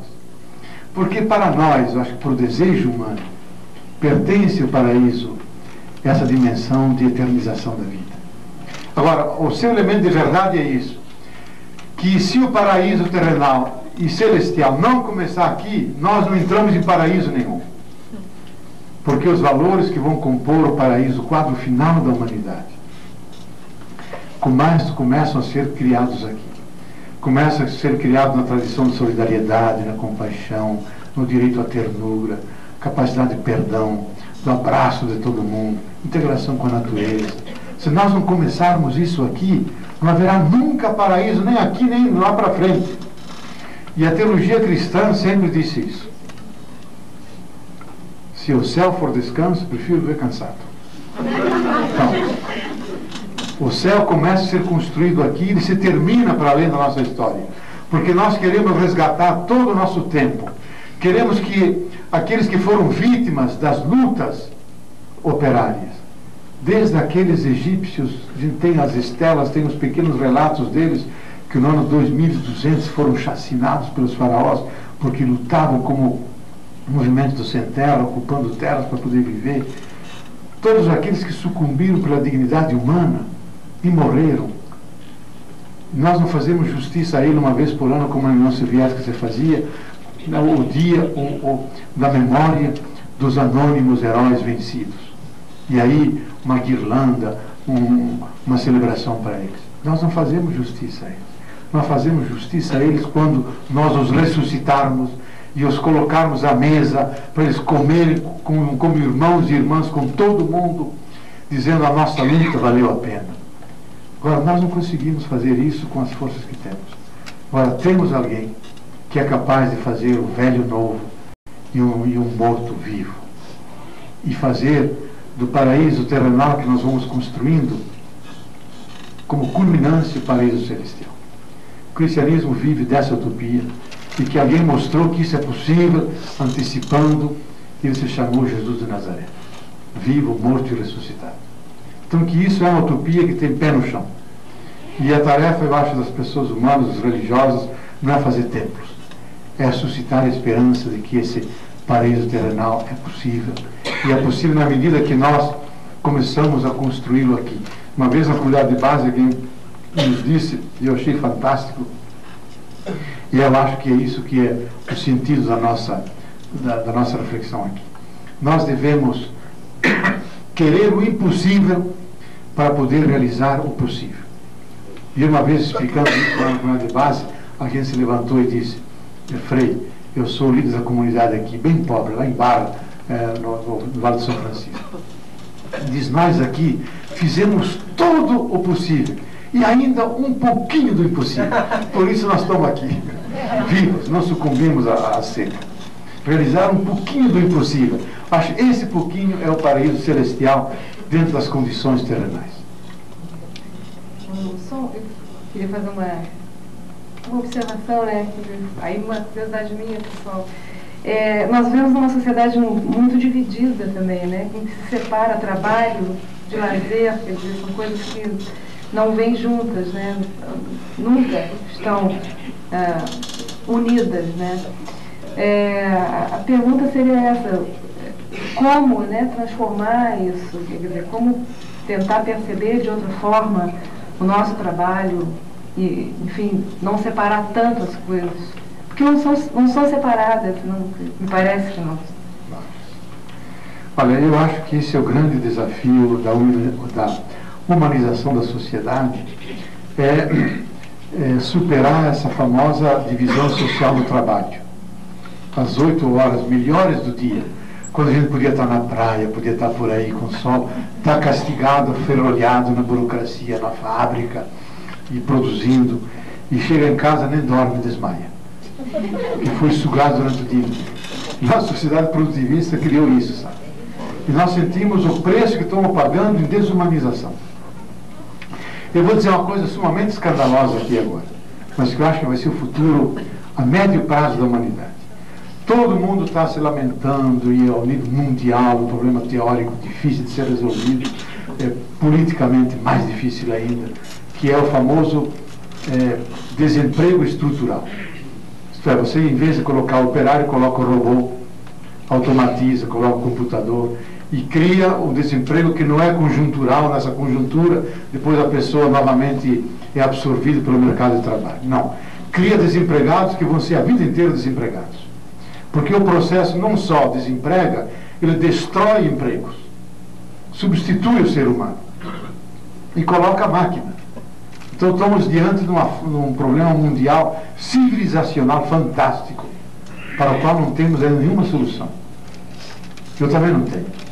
Mas tem uma reflexão, eu até tenho um livrinho sobre isso, que está ali, A Nova Era, a Civilização Planetária, que vai nessa linha, que é a reflexão de vários, digamos, filósofos sociais, analistas dos cenários mundiais, que vai nessa linha.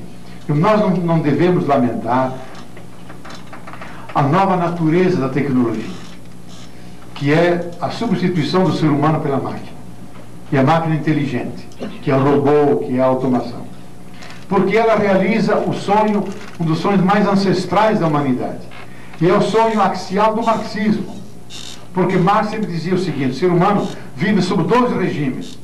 O regime da necessidade, de ter que trabalhar, ter que comer, ter que se esfolar para sobreviver. E outro regime, o regime da liberdade, de jogar a conversa fora, tomar sua cerveja na sexta-feira à tarde, jogar seu futebol de praia, surfar, fazer poesia, fazer roda de leitura como nós estamos fazendo. É a liberdade. Mas ocorre que na sociedade moderna nós vivemos escravizados ao regime da necessidade. E o sonho é colocarmos máquinas que façam tudo isso para ficarmos livres na liberdade, de fazer poesia, religião, visitar nichos ecológicos, coçar a barriga se você quiser, ser místico, tudo que você quiser na liberdade, que só o ser humano pode fazer, porque ele vive a liberdade. Pois nós estamos chegando a isso e estamos ficando tristes. Então qual é a crise hoje? Não é a crise da automação, é a crise da passagem entre uma sociedade de pleno emprego para chegar a uma sociedade de plena atividade. E nós devemos nos conscientizar que o trabalho assalariado foi uma invenção do capitalismo, que pegou o trabalho como atividade, como plasmação da natureza, como expressão do ser humano, o escravizou como emprego assalariado. E hoje esse emprego é descartável e o joga fora, coloca a máquina. Digo, não, libera o trabalho. Trabalho como criação, trabalho como atividade, trabalho como plasmação do mundo, trabalho como expressão da liberdade. E daí cada um é desafiado não a ser um empresário, como o pessoal da Igreja Universal do Reino de Deus quer, mas cada um tem que ser um empreendedor, tem que criar coisas, buscar saídas, ser inventivo. Possivelmente, na sociedade de amanhã, o Ministério Central não é aquele de Pedro Malan das Finanças. É o Ministério do Lazer, Desporto e Cultura, que deve organizar a ocupação dos seres humanos, para eles se entreterem, de forma humanitária. E que o Estado, a sociedade organizada, isso já ocorre em vários lugares na Europa, na Bélgica, na Alemanha, na França, que eu conheço, que já fazem em pequenas vilas um ensaio daquilo que pode ser uma sociedade futura. Então todos esses desempregados não ficam desempregados. Eles são incluídos nos trabalhos sociais. Cuidar das ruas, entreter crianças, visitar velhos, pintar edifícios públicos, fazer teatro, fazer vídeos, cuidar da ecologia. Quer dizer, todo um trabalho social para o qual a pessoa recebe para poder viver e de forma desafogada. Não é mais um emprego, mas é outra atividade. E a sociedade caminha para buscar a plena atividade, mas, lógico, enfrentando uma crise fantástica, porque ninguém está preparado, os Estados não estão preparados para essa passagem fantástica, extremamente dolorosa, vitimatória, entre o mundo do pleno emprego, pessoas, e o mundo da plena atividade, e isso é a grande crise. Então eu acho que ali, Suzana, nós teríamos a dignidade do ócio, do lazer.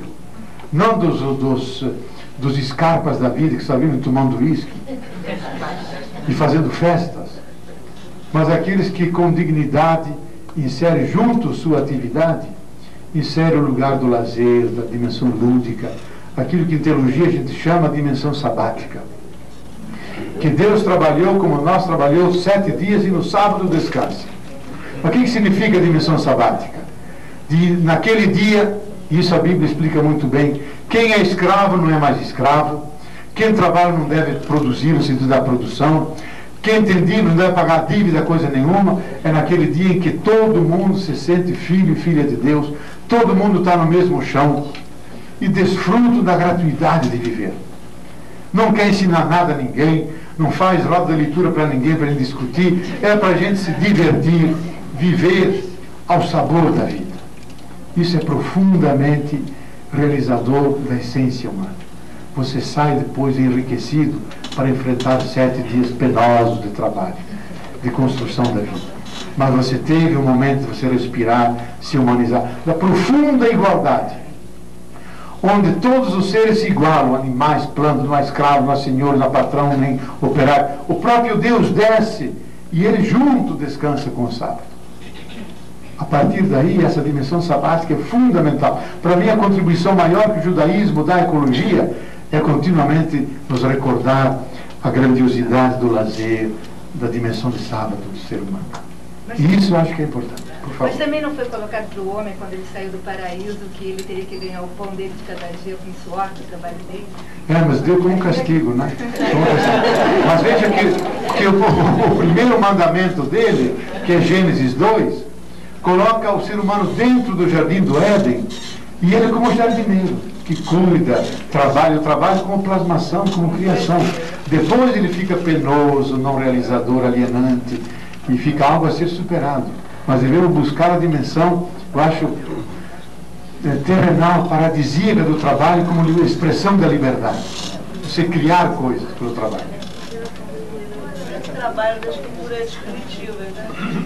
É exato, aqui a gente podia fazer longos discursos, por exemplo, a cultura maia, eu acho que para mim, é a cultura que melhor entendeu a ligação trabalho-lazer, que foi uma das grandes culturas latino-americanas. Cada pessoa humana na cultura maia trabalhava 52 horas por dia, por ano, 52 horas por ano, para poder alimentar uma família de 5 pessoas. E no outro tempo, se dedicavam aos trabalhos sociais. Construir os templos, fazer as ruas, construir lugares públicos, entreter a juventude, cuidar das roças comunitárias. E quando chegavam à idade, que eu já ultrapassei, de 52 anos, a pessoa trocava de nome, porque aí ela se aposentava mesmo. E ela vivia então só de coisas espirituais. Servia no templo, entretinha crianças, participava de sessões grandes de flor e canto, que era a parte poética, a estética da flor, as poesias, concursos nessa área, quem fazia os melhores arranjos, os melhores poemas, o melhor discurso sobre as divindades. Então, é uma cultura fantástica, que é das nossas origens latino-americanas, que sabia combinar trabalho e lazer de uma maneira genial. Nós estamos no final. Eu peço desculpas, assim, o pessoal, as pessoas que enviaram, né, as perguntas, eu não vou poder ler todas, mas aqui tem uma que chegou agora. Leonardo Boff: é preciso dar seguimento à revolução da fome. Mas de que forma? Devemos fazer muito mais do que livros e palestras? Qual é a sua posição sobre métodos de ação? Marcos Aguiar. Olha, eu acho que o primeiro método é de a gente ser anticonsumista, sabe? Não é de a gente não consumir e virar monge e só viver a pão e água, que ninguém aguenta. Mas a gente ter um consumo responsável. Mas em todas as coisas, desde a coisa que come, da roupa que veste, camisa que usa, sapato que usa, o automóvel que tem. Porque o sistema trabalha com a caducidade das coisas. Faz a máquina para durar 4 anos, a roupa 2. Porque se não reciclar, perde e vai à falência. Então tudo é trabalhar exatamente para poder explorar e maximizar o uso e com isso a troca e o lucro. Eu acho que uma atitude ecológica, anticultural, já do novo paradigma, uma nova civilização, que vive sobre o suficiente e sobre a satisfação das preferências humanas. Porque nós não queremos só não morrer de fome. Queremos também ter desafogo, realizar potencialidades do ser humano. O ser humano não é só um ser de carências, é um ser de criatividade. E quer realizar as criatividades. Coisa que o socialismo não viu, queria só matar a fome. E todo mundo bem empanturrado. Digo, não, eu quero ser livre, quero criar. E inventar uma sociedade mais participativa, mais rica, mais espiritual. Então eu acho que uma das maneiras de a gente ajudar os pobres, primeiro, como dizia um americano cínico, é não ser um deles. Não ser um deles. Horroroso isso, né?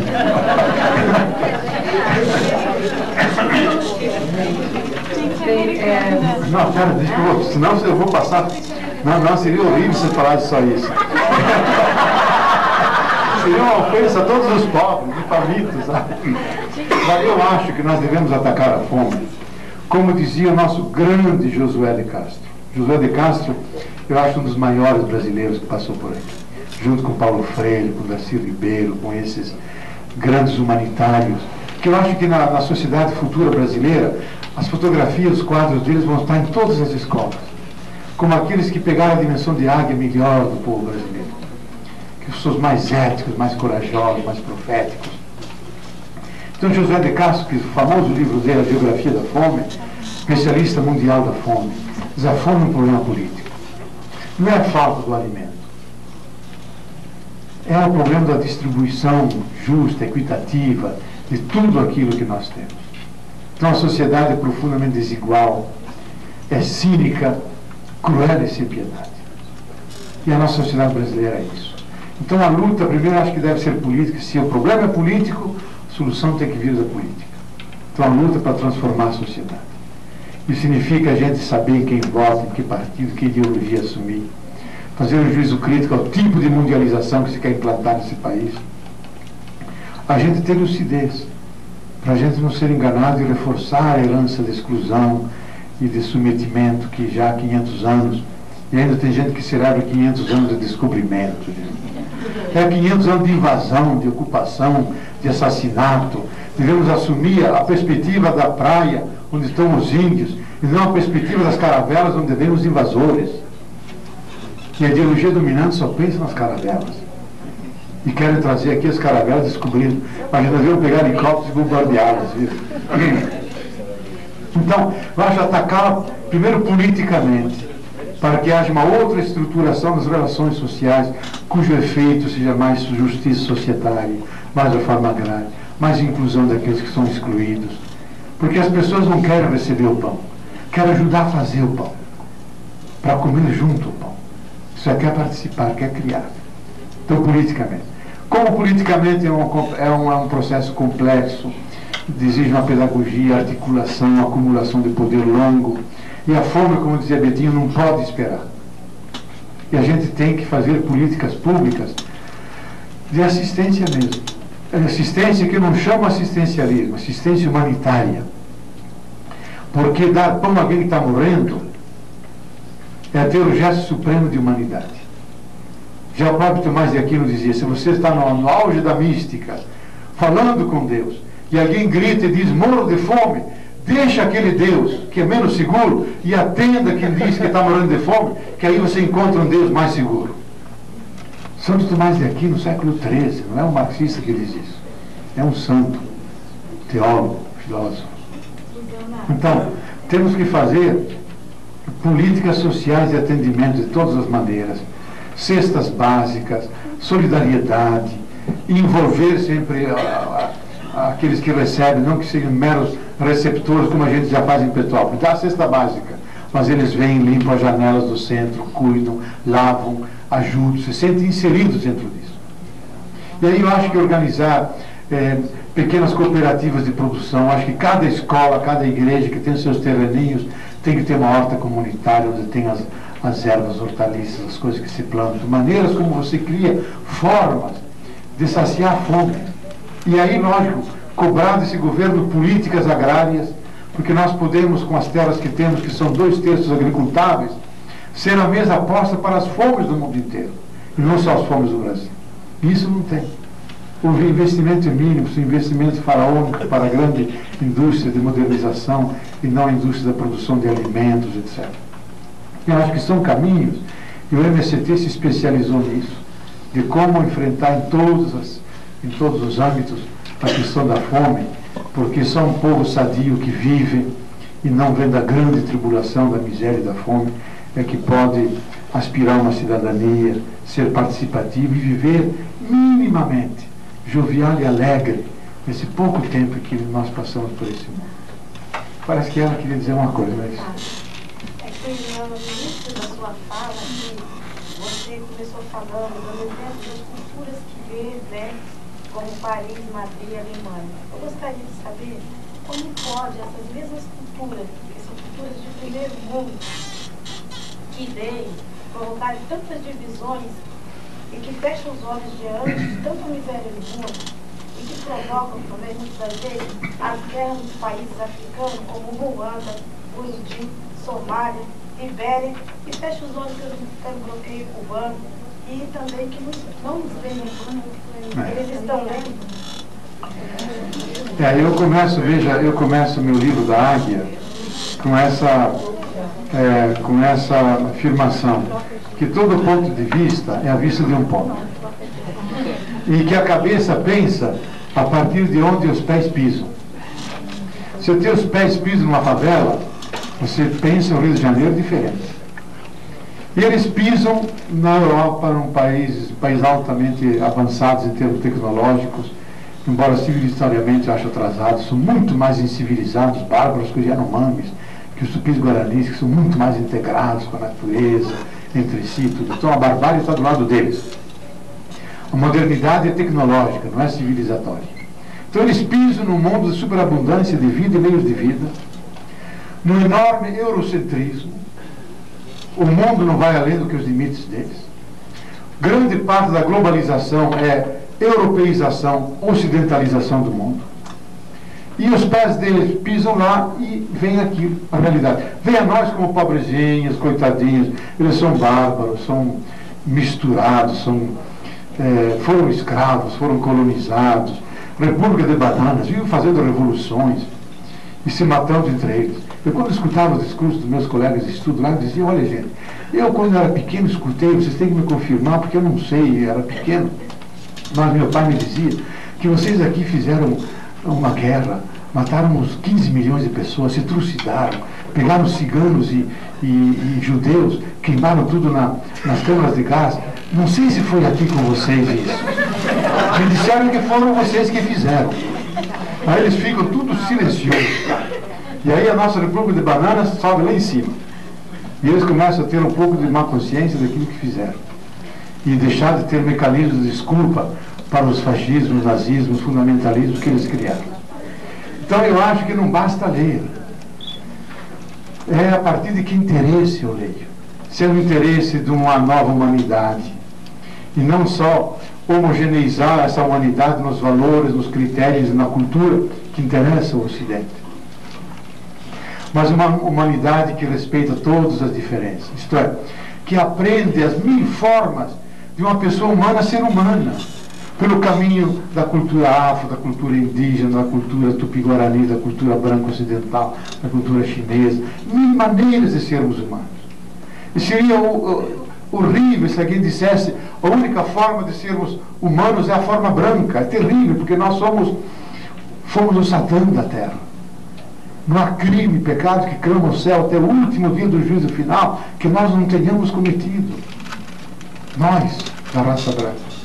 Então, esse grande filósofo alemão, Oswald Spengler, esse famoso livro O Caso do Ocidente, 2 tomos, numas páginas ele faz os crimes que o Ocidente cometeu, na colonização, nos imperialismos, nas guerras religiosas.